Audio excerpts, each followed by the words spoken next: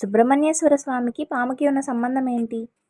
ఇలా కొంతమందికి చాలా టైప్ ఆఫ్ క్వెషన్స్ ఉన్నాయి. ఆ క్వెషన్స్ అన్ని ఇప్పుడు నేను క్లియర్ చేయబోతున్నాను. Anyways welcome back to my channel. It's me Shri Gayatri. Mopidevi Shri Subrahmanyeswara స్వామివారి దేవస్థానం. స్వామివారి దర్శనం కోసం వివిధ ప్రదేశాల నుంచి భక్తులు రద్దీగా వచ్చి దర్శనం చేసుకుంటూ ఉంటారు. స్వామివారిని మనస్ఫూర్తిగా దర్శనం చేసుకుని మన కష్టాలను చెప్పుకుంటే తప్పకుండా నెరవేరుస్తారని ఇక్కడ భక్తుల నమ్మకం. అంతేకాకుండా ఇక్కడ నామకరణం, అన్నప్రాసన కూడా చేయించవచ్చు. ఇంకా అలా స్ట్రైట్గా వెళ్ళి లెఫ్ట్ తీసుకుంటే మనకు అక్కడ స్వామివారి దర్శన మార్గానికి దారి కనిపిస్తుంది. అలా వెళ్ళాక నాగేంద్ర స్వామి దర్శనం ఇస్తారు. ఎంతోమంది ఇక్కడ పాలు పోసి ఆ మెట్టిని చెవికి పెట్టుకుంటే చెవికి సంబంధించి ఎలాంటి బాధలు రావని వాళ్ళ నమ్మకం. అంతేకాకుండా ఆడవాళ్ళు పసుపు కుంకుమలు కూడా సమర్పిస్తారు. వెళ్ళే సమయానికి గుడి మూసే సమయం అయింది, అందుకని గబగబా వెళ్ళాము.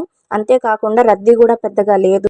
వెళ్ళిన సమయంలో మనకి దర్శనం అవ్వడానికి మినిమం 1-2 గంటలు పట్టచ్చు. ఇంకా స్వామివారిని అయితే మనస్ఫూర్తిగా దర్శనం చేసుకున్నాము. గుడి లోపల ప్రాంగణం అయితే ఇలా ఉంటుందండి. సో అదృష్టం ఉంటే తప్ప అంతసేపు దర్శన భాగ్యం కలగదు. మాకు అందరికీ అయితే చాలాసేపు జరిగింది. అలాగే ఇప్పుడు నేను చూపిస్తున్న ఫోటోలో అయితే శాకంబరి అలంకారంలో శ్రీ వల్లి అమ్మవారు, రుద్రాక్ష అలంకారంలో శ్రీ సుబ్రహ్మణ్యేశ్వర స్వామివారు, అలాగే శాకంబరి అలంకారంలో శ్రీ దేవసేన అమ్మవారు ఫోటోలో చూపించినట్టుగా అచ్చం గుడిలో కూడా విగ్రహాలు అంతే ఉంటాయండి, స్వామివారివి అమ్మవారివి. దర్శనం అయిన తర్వాత బయటికి వచ్చి కుడివైపు చూస్తే మనకు అక్కడ చెట్టు దగ్గర చాలా మంది ముడుపులు కట్టి కనిపిస్తారు.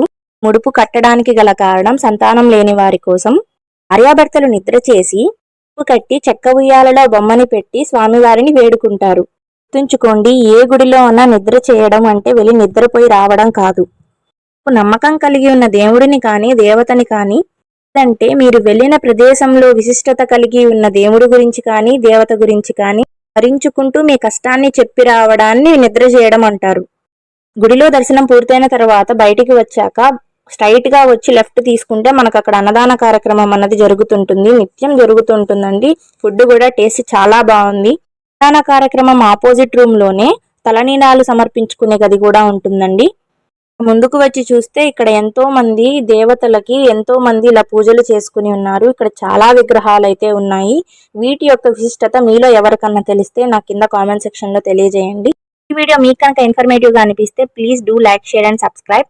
అలాగే పురాణం గురించి ఏ ఫార్మాట్ లో ఒక వీడియో చేసి పెడతాను, అండ్ ఆ వీడియో మిస్ అవ్వకూడదు అనుకుంటే don't forget to subscribe. Thanks for watching. తప్పులుంటే క్షమించండి.